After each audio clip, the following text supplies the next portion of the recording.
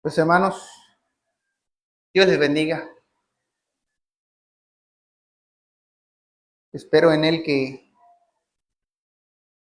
todos podamos ser edificados hoy en este día. Que se haga manifiesta su obra en cada uno de nosotros, conforme a nuestras necesidades, pero sobre todo conforme a su misericordia. Vamos a ir a la palabra del Señor.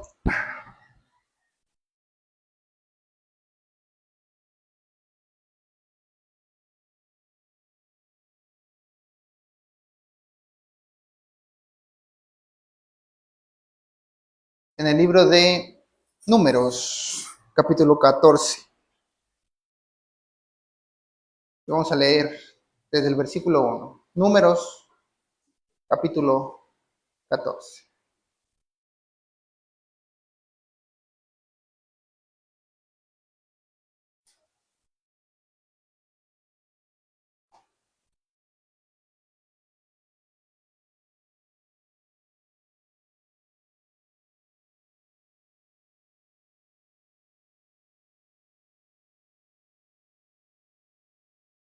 Dice la palabra del Señor, Números, capítulo 14.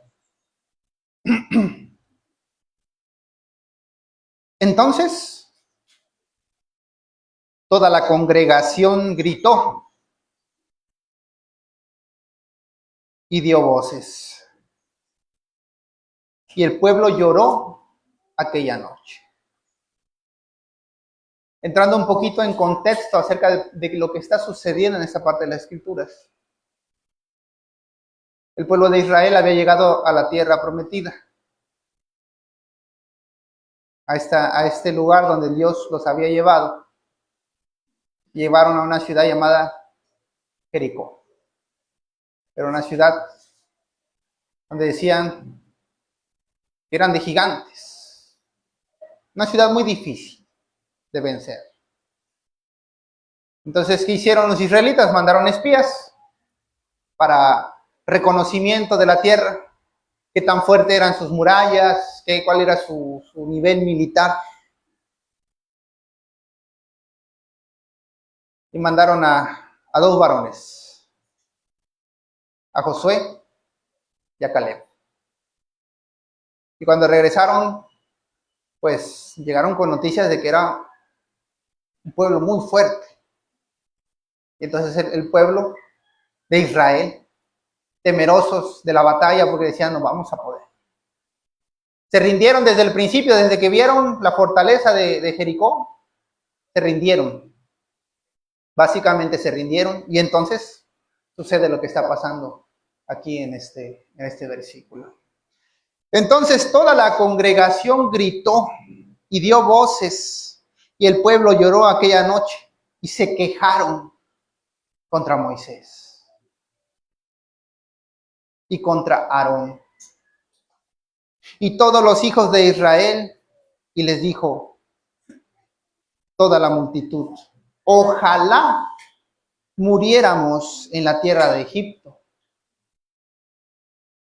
o en este desierto, ojalá muriéramos.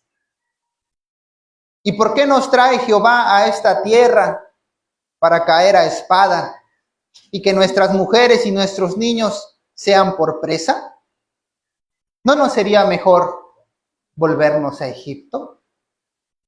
Y decían el uno al otro, designemos un capitán y volvamos a Egipto.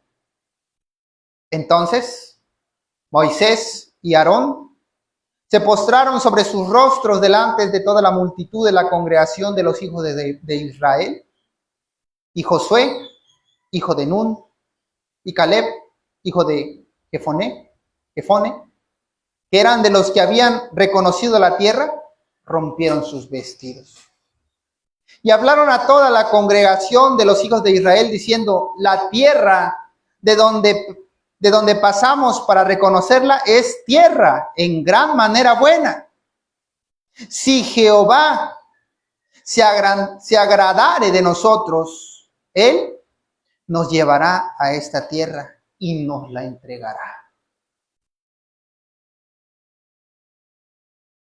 tierra que fluye leche y miel.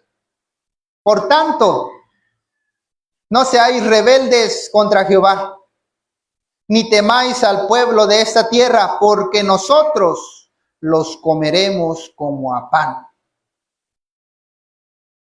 Su amparo se ha apartado de ellos, y con nosotros está Jehová. No los temáis. A esta altura de las Escrituras, hermanos, el pueblo de Israel ya ha hecho de las suyas infinidad de veces, desobediencia tras desobediencia, y este preciso momento no es diferente a las anteriores, hermanos. El Señor ha hecho muchos milagros. Para este momento el Señor ya había abierto el mar a la mitad, ya había hecho una nube, una torre de nube que los guiaba de día y una de fuego que los guiaba de noche. Ya los había alimentado con el maná, ya les había dado la carne que les había pedido, ya les había hecho nacer agua de una roca. Y aún así, a estas alturas, dudaban del poder de Dios. Más adelante nos damos cuenta que de esta generación que está ahorita, de todos estos que dicen, regresémonos a Egipto, ojalá muriésemos en el desierto, mejor regresémonos a Egipto, toda esa generación, hermanos.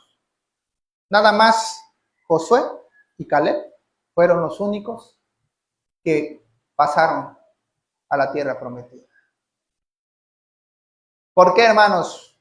Y entendamos bien la posición de Josué y Caleb, porque fíjense, nadie estaba más seguro de la fortaleza de Jericó o de la fortaleza de los enemigos que Josué y Caleb, porque ellos habían ido a ver qué tan fuerte y fortalecida estaban las murallas, cuál era su nivel militar, quiénes eran sus enemigos. Ellos estaban mucho más claros que los israelitas que nada más a lo lejos veían. Y aún así, hermanos, ellos decían, por tanto, no seáis rebeldes contra Jehová, ni temáis al pueblo de esta tierra, porque nosotros los comeremos como a pan. Su amparo se ha apartado de ellos, y con nosotros está Jehová. No los temáis. Hermanos, Jericó, esa ciudad era conocida como la ciudad de gigantes. Yo ignoro a ciencia cierta si era porque la gente era muy fuerte o porque eran muy altos de estatura, no lo sé. No me consta tal información, pero así la llaman. Ya sea por fortaleza o ya sea porque de verdad era una ciudad de guerreros fuertes y aguerridos, no lo sé. Pero nosotros, hermanos, como el pueblo de Israel de ese entonces, y más concretamente como Josué y como Caleb, cuando decidimos seguir al Señor Jesucristo, nos vamos a encontrar con esos momentos, con esas instancias de decir, es imposible que yo pueda contra esto que está frente a mí. Encontrarnos en tal situación que diga, no importa qué tan fuerte, no importa qué tan bien esté, no importa cuánta riqueza tenga yo acumulada, esto no lo puedo hacer. Este era el pensamiento del pueblo de Israel, hermano. Era un pueblo numeroso, pero aún así, comparado con la gran fortaleza de esa ciudad, se sentía imposible para ellos. Decir, es imposible que nosotros podamos vencer contra esos grandes muros. ¿Y nosotros qué? Sobre tierra, con espadas en la mano, vamos a ir a luchar contra esa gran ciudad. A ojos del pueblo de Israel era imposible, hermanos. Nada más había dos, aparte de Moisés y Aarón, que creían que Dios les daría la victoria. Y ese es el punto focal de la enseñanza del día de hoy, hermano. Va a haber momentos en el que nos encontremos en una situación diferente, ¿eh? Cada uno diferente. Cada uno sus propias luchas y para cada uno sus propias dificultades, hermano. Es imposible que yo pueda aquí. No sé qué voy a hacer. Yo solo no puedo.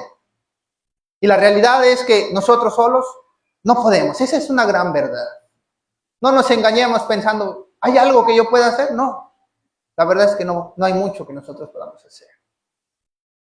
Pero nosotros no vivimos por lo que nosotros pensamos o por lo que podemos hacer. Vivimos por causa del nombre de nuestro Señor. Hermanos, la gran dificultad para el mundo, a diferencia de aquellos que creen en el nombre del Señor, está ahí, en la capacidad de creer, en la capacidad de confiar, en la capacidad de enfrentar sus propios miedos y seguir adelante. Ya hace un tiempo había escuchado, hermanos, que la valentía no es la capacidad de aventarse al peligro sin miedo. No. La valentía es tener miedo y aún así enfrentar el problema. Por eso se llama valentía. Porque estás superando tu propio miedo y te estás haciendo un hombre valiente. Si no tuvieses miedo, entonces lo más seguro sería una persona que mentalmente no está muy cuerda. Aquel que se avienta y que hace toda la locura. A eso le llaman locos. Pero el valiente, hermano, es aquel que aún teniendo miedo, permanece. Y más aún porque el Señor nos dice en su palabra. Segunda de Timoteo, capítulo 1, del versículo 6 al 10.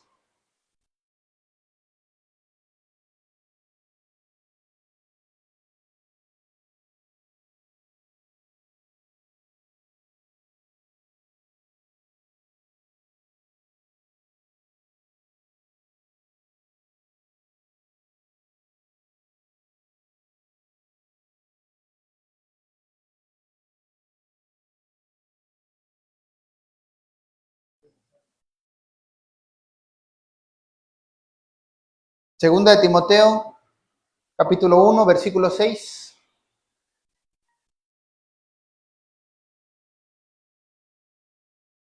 Dice la palabra del Señor. Segunda de Timoteo, capítulo 1, versículo 6. Por lo cual,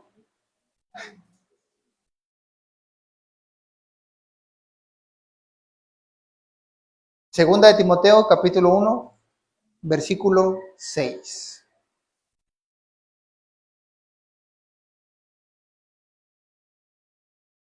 Dice la palabra del Señor. Por lo cual, te aconsejo que avives el fuego del don de Dios que está en ti por la imposición de mis manos. Porque no nos ha dado Dios espíritu de cobardía, sino de poder, de amor y de dominio propio. Por tanto, no te avergüences de dar testimonio de nuestro Señor, ni de mí, preso suyo, sino participa de las aflicciones por el Evangelio según el poder de Dios,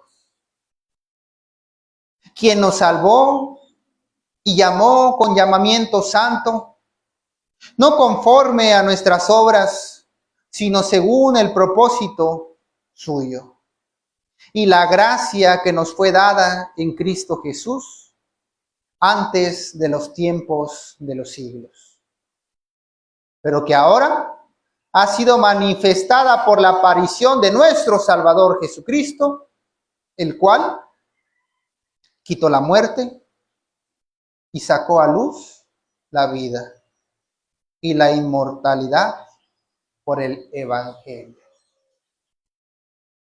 Vamos a centrarnos en ese versículo, hermanos. Dios no nos ha dado un espíritu de cobardía, sino de 3 espíritus nos ha dado el Señor: poder, amor y dominio propio. Tal vez cuando lo escuchamos a la buena y a la primera podamos decir, qué bueno. Pero debemos entender, hermanos, cuando nosotros tenemos la confianza puesta en Cristo, no hay nada, hermano. No hay nada que nos pueda vencer. Cuando nosotros tenemos a Cristo de nuestro lado, hermanos, no hay absolutamente nada que no podamos vencer. Hermano, hay cosas que no se pueden vencer. Cuando tenemos a Dios, no hay nada que no se pueda vencer. El problema no es si Dios puede o no puede. Dios puede, claro que puede. El problema es, ¿estás dispuesto a creer? ¿Puedes creer que Dios hará la obra en ti? Porque volvemos otra vez a la situación del pueblo de Israel, ¿no? Todo el pueblo se quería regresar. ¿Quiénes no? ¿Quiénes sí creían? Moisés, Aarón, Josué y Caleb. Contra todo el grande pueblo que ya había entrado en pánico y decían, no, regresémonos. Si vamos a ir a morir a espada, mejor muramos aquí en el desierto, decían ellos. Aquí por lo menos nada más vamos a morir de hambre, pero allá nos van a asesinar y nos van a hacer sufrir. Era algo imposible, una barrera imposible. Hermanos, las barreras imposibles son subjetivas a nuestra situación. Cada uno es diferente. Por ejemplo, para una persona que pierde su trabajo, puede parecer el fin del mundo. ¿Y ahora qué voy a hacer? Voy a morir de hambre. Y ustedes pueden decir, ay, qué exagerado. Pero hay gente que para ellas es algo impensable quedarse sin trabajo. Pero yo conozco gente que vive de lo que hace. Jamás se queda sin trabajo. O es algo que no le preocupa. Yo todavía recuerdo a mi hermana Hilario, que decía que nada más iba a pescar y ya regresaba y Dios le proveía. Su preocupación no estaba en esas cosas. Tal vez para él no, pero para otro puede decir algo tremendamente difícil, tremendamente indeseable, algo tan grande para él. Para él, pero para él no. Y a cada uno se nos va a presentar esas situaciones en decir, ¿hago yo o dejo que Cristo haga en mí? Y esa es la verdadera pregunta del día de hoy, hermano. Caleb y Josué, ellos confiaban en que el Señor los iba a ayudar. Ellos dicen, los comeremos como a pan. Esa seguridad, hermanos, que decían, Jehová ha desamparado a ese pueblo y está con nosotros. No importa qué tan grandes sean, no importa qué tan fuertes sean los muros, no importa lo que pase, Dios está con nosotros, venceremos. ¿Y saben qué pasó después, hermanos? Ni siquiera tuvieron que luchar. Ni siquiera, hermanos, tuvieron que luchar contra ese pueblo. Dios derrumbó los muros. Él mismo derrumbó los muros de Jericó. Porque confiaron. Confiaron en el nombre del Señor y Él se manifestó. Ustedes dirán, bueno, hermano, pero ese es un momento histórico de la palabra del Señor. ¿Y cuántos de nosotros nos estamos enfrentando a una guerra contra otra nación? Nadie, ¿verdad? Nuestros problemas no son tan grandes como esos problemas. Igual de la misma manera, tal vez el Señor no se manifieste así, pero el Señor está con nosotros y se va a manifestar de la manera que sea necesaria. En el libro de Romanos capítulo 9,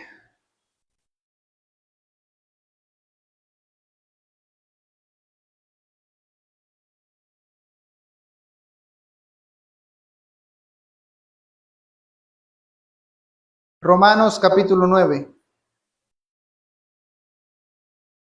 versículo 15.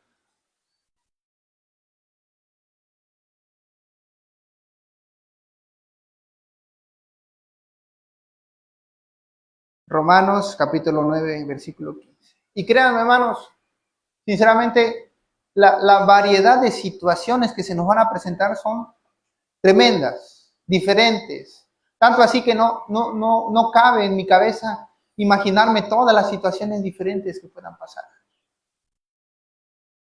Pero dice el Señor, y esto llevémoslo al corazón, que en cada situación, problema y aflicción, Él siempre pondrá una salida para cada uno de nosotros, si permanecemos en Él. Romanos capítulo 9, versículo 15. Pues a Moisés dice, tendré misericordia del que yo tenga misericordia. Y me compadeceré del que yo me compadezca. Así que no depende del que quiere ni del que corre, sino de Dios que tiene misericordia. Porque la Escritura dice, a Faraón, para esto mismo te he levantado, para mostrar en ti mi poder, y para que mi nombre sea anunciado por toda la tierra. De manera que de quien quiere, tiene misericordia, y al que quiere endurecer, endurece. Pero me dirás, ¿por qué pues inculpa? Porque ¿quién ha resistido a su voluntad? Mas antes, oh hombre, ¿quién eres tú para que alterques contra Dios? ¿Para que alterques con Dios? Dirá el vaso de barro al que lo formó, ¿por qué me has hecho así? ¿O no tiene potestad el alfarero sobre el barro para hacer de la misma masa un vaso para honra y otro para deshonra? ¿Y qué? Si Dios, queriendo mostrar su ira y hacer notorio su poder, soportó con mucha paciencia los vasos de ira preparados para destrucción y para hacer notorias las riquezas de su gloria, las mostró para con los vasos de misericordia que Él preparó de antemano para gloria, a los cuales también ha llamado, esto es, a nosotros, no solo de los judíos, sino también de los gentiles. Como también en Oseas dice, llamaré pueblo mío al que no era mi pueblo, y a la no amada, amada. Hermanos, esta es una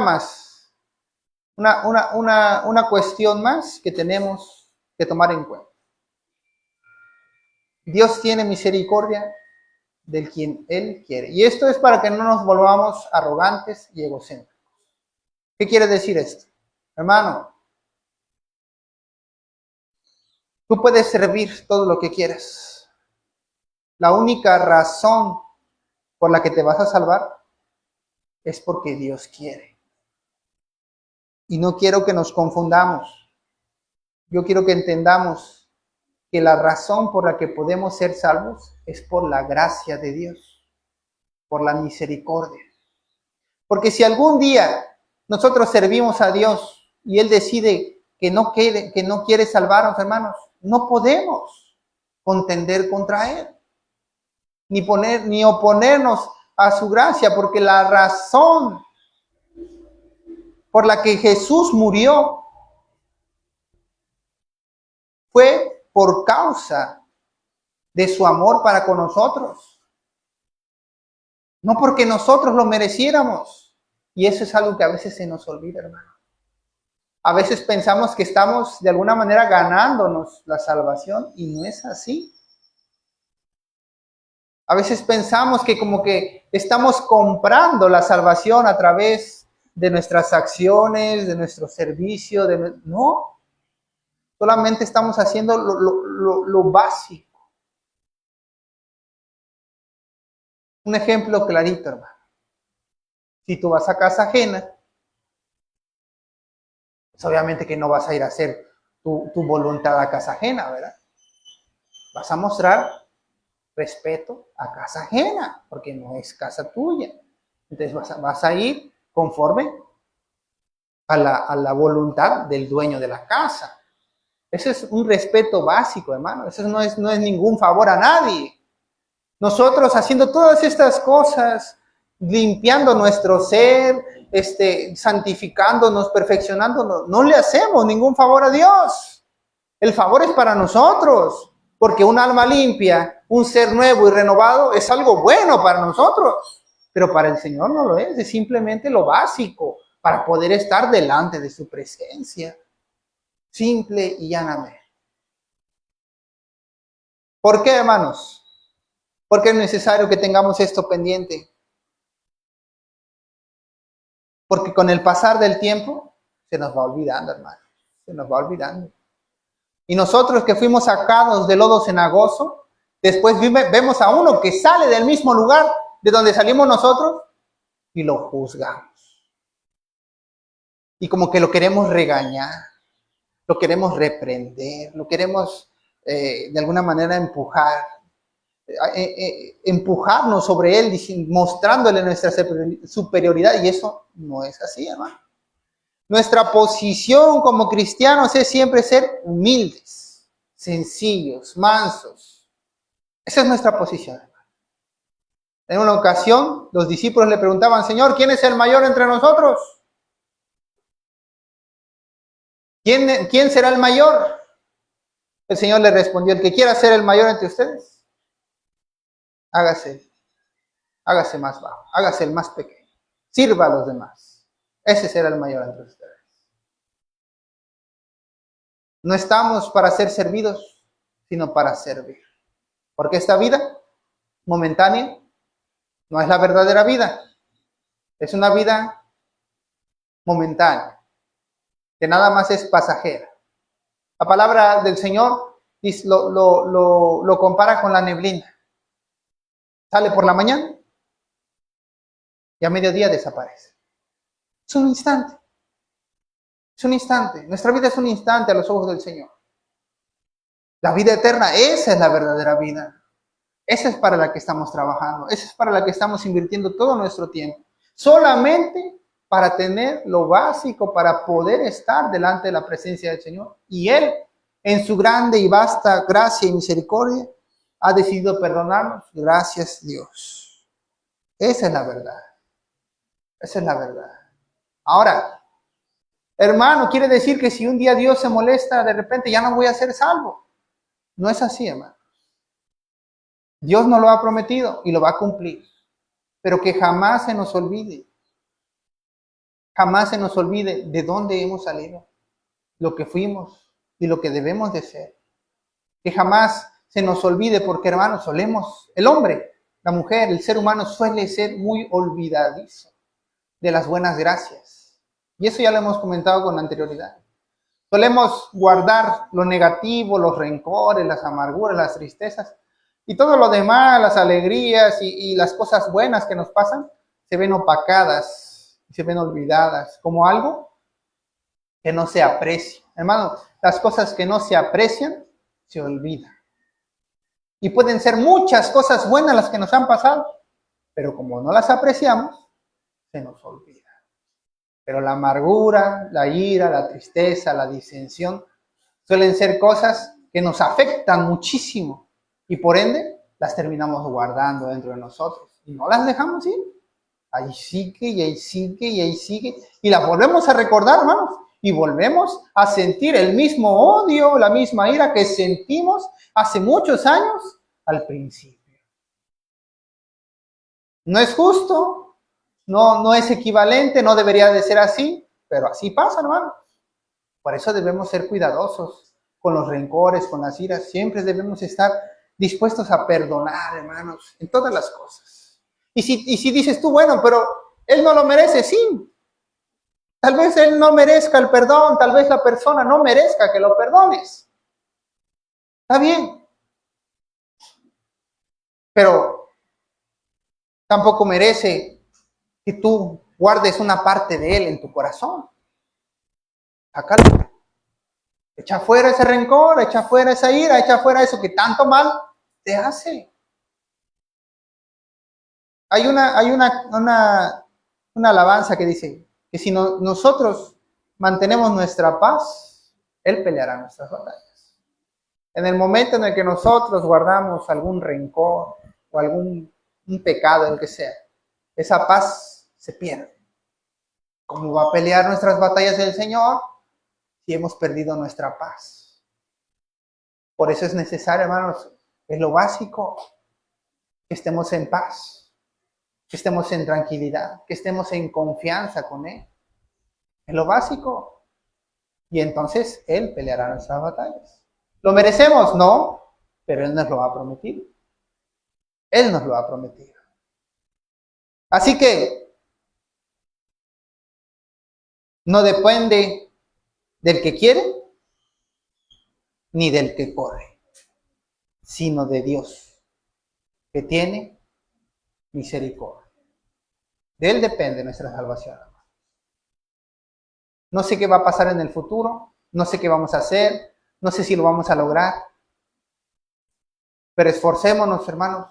Así lo dice el Señor, esforzaos por entrar por esa puerta que es más pequeña, que es difícil, pero esfuércense, dice el Señor.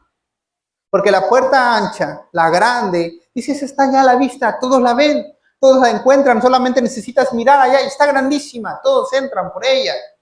Pero tú necesitas buscar esa que es más pequeña, que es más difícil de encontrar, que es a la cual es más difícil de llegar, pero cuya recompensa es grande, incomparable, hermano, gratificante.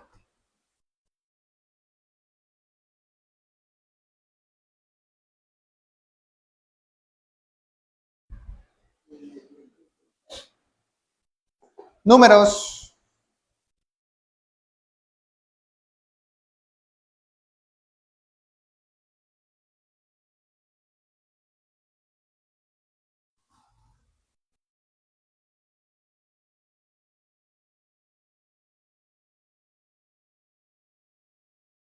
capítulo 1, versículo 8.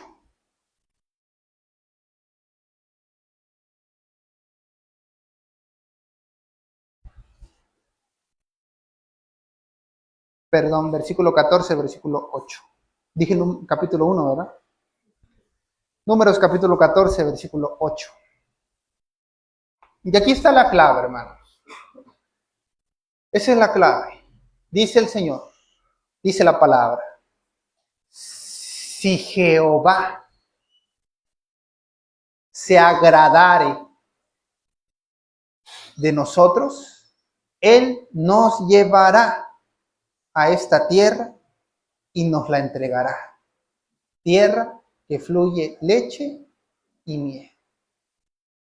Si Jehová se agradare de nosotros. Y esto guarda conexión con lo que acabamos de leer. No es del que quiere, ni del que corre, sino de Dios que tiene misericordia.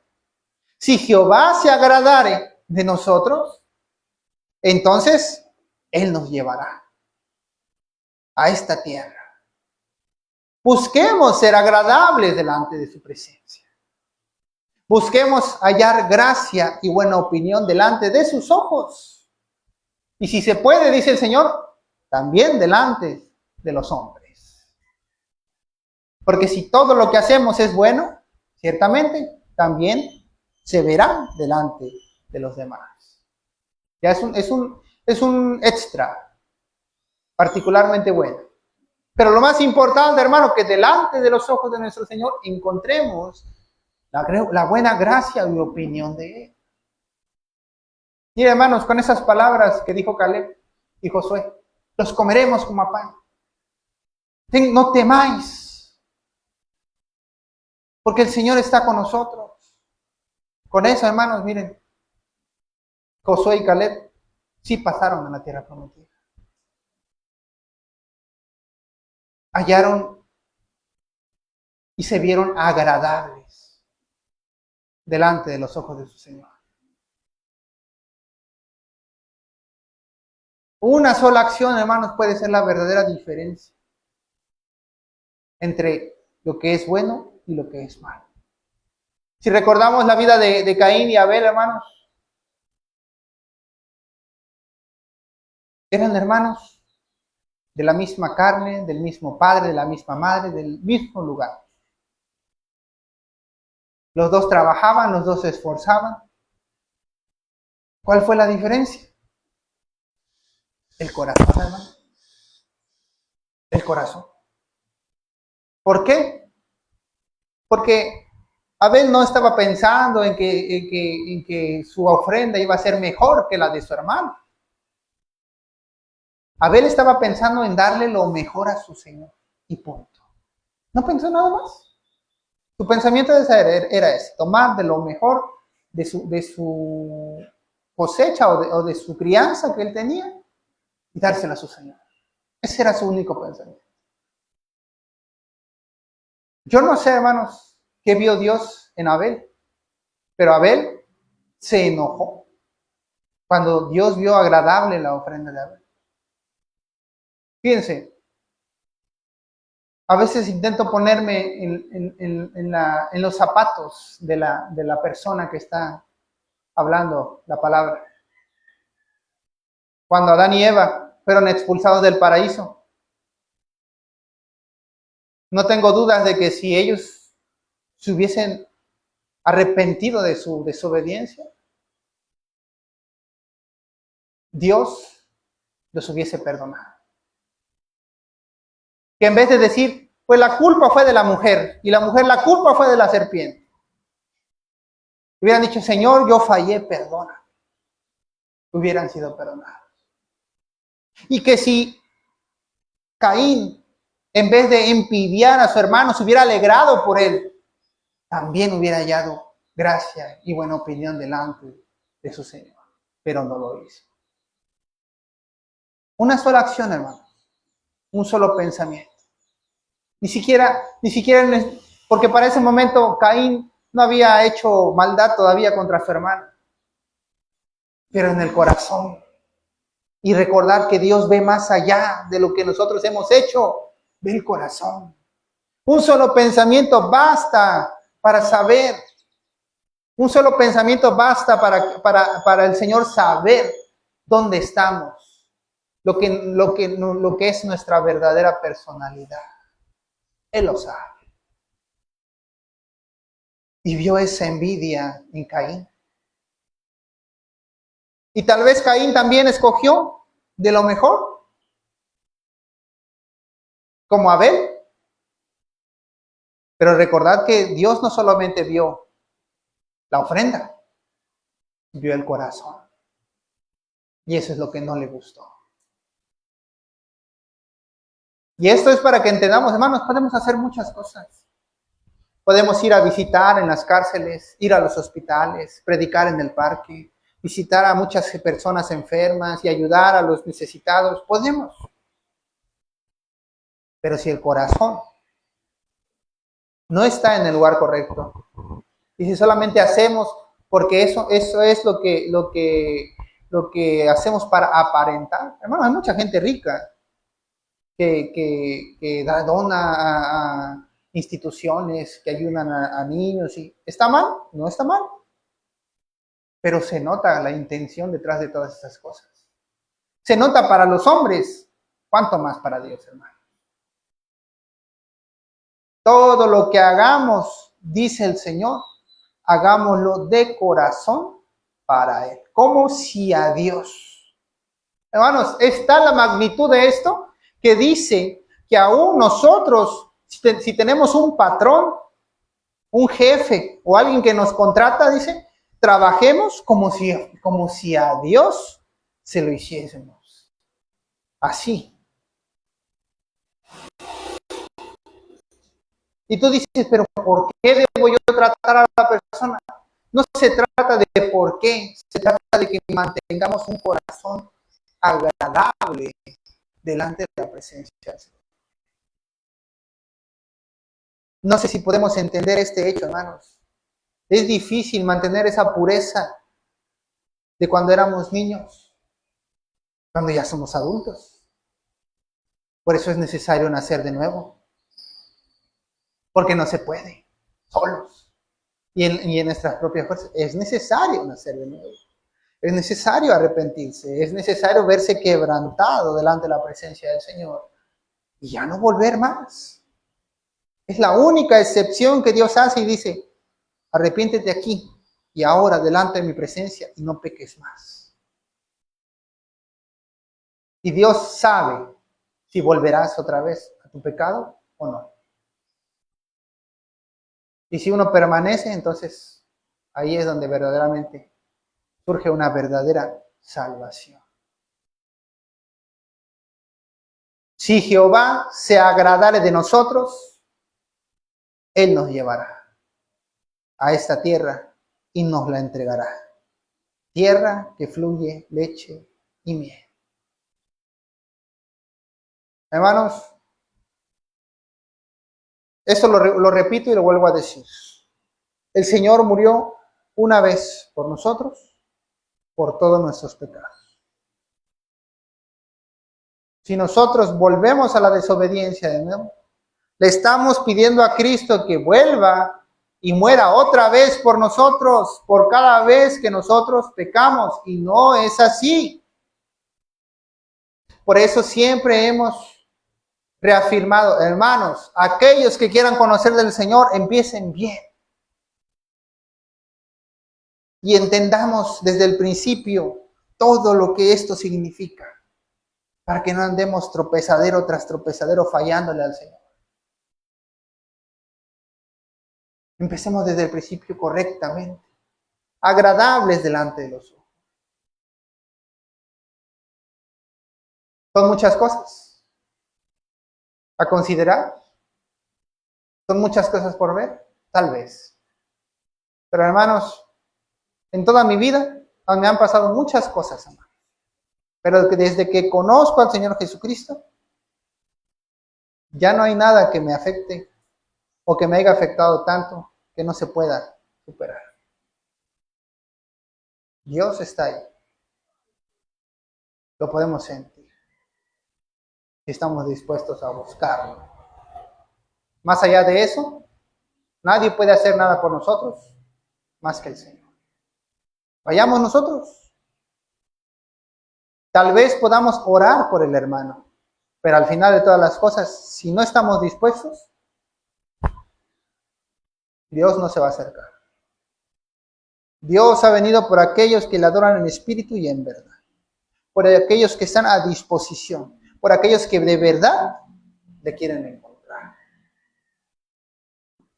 Buscar y hallaréis. Tocad y se os abrirá. Vamos a darle gracias al Señor. Y vamos a rogarle a Él. Que nos bendiga.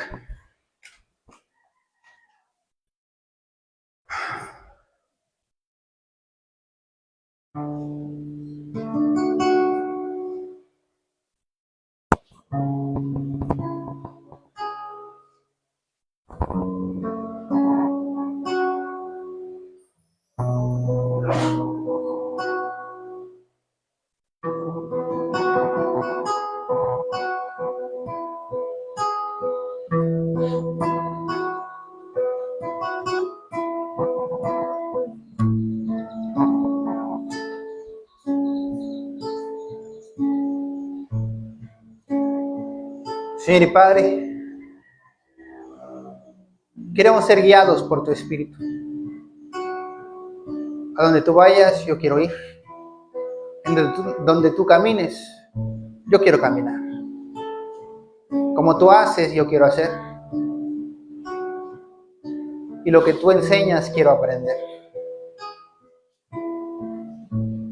Ya no quiero ser más yo, más sé tú en mí.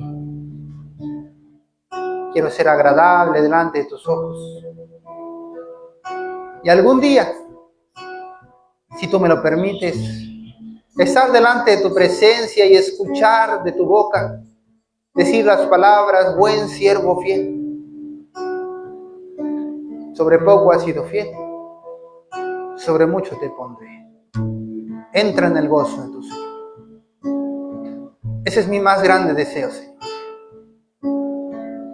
Que todo mi ser, espíritu, alma y cuerpo se desgasten, Señor, para servir a tu nombre y algún día alcanzarte. Estar a tu diestra, alabándote con los demás santos, esa ciudad celestial, donde hay mar de oro y ese mar de cristal, donde las edificaciones están cubiertas de piedras preciosas y donde el sol ya no se necesita, porque tu presencia ilumina todo el tiempo, Señor. Padre, hágase tu voluntad en cada uno de nosotros.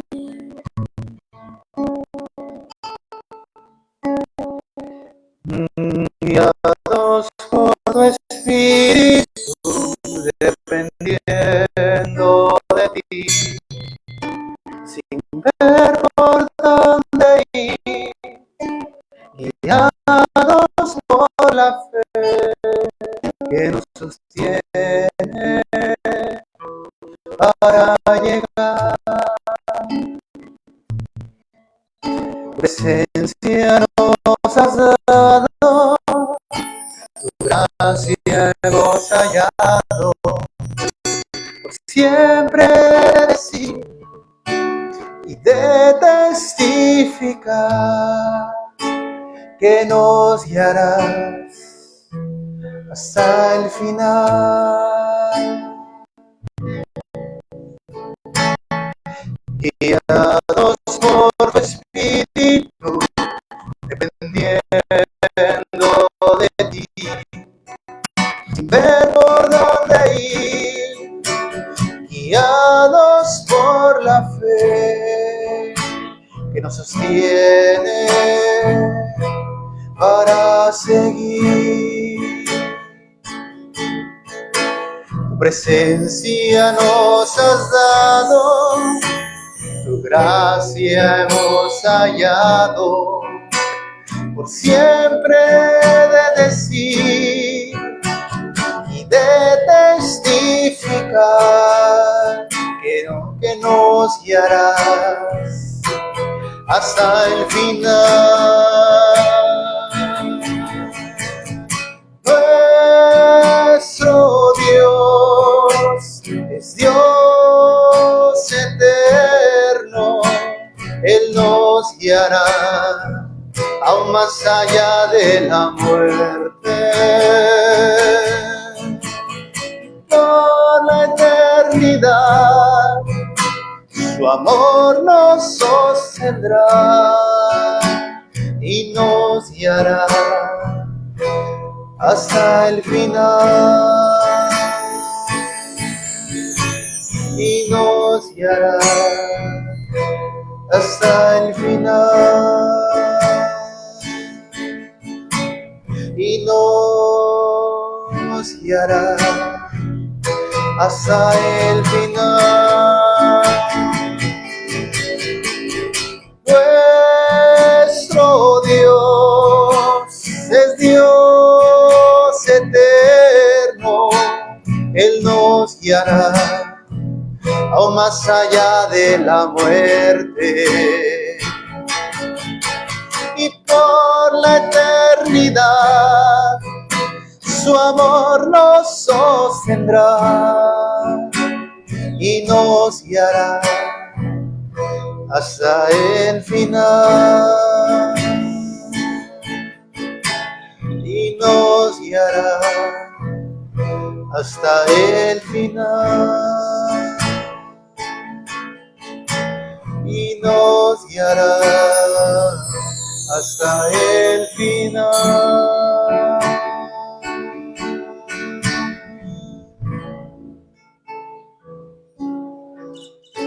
Queremos ser guiados por tu Espíritu, Señor, y depender siempre de ti, Señor.